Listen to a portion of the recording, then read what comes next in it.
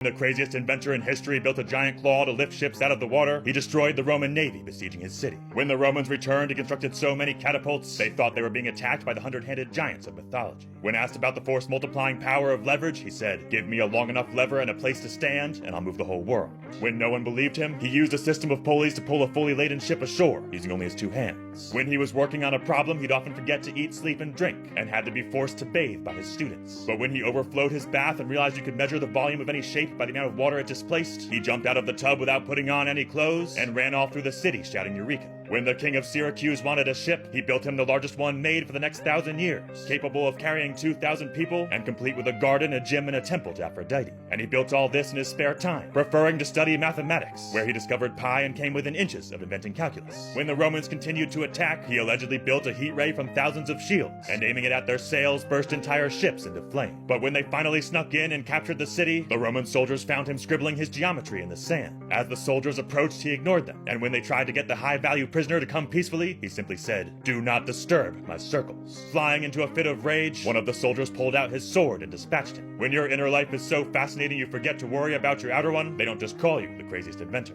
They call you Archimedes.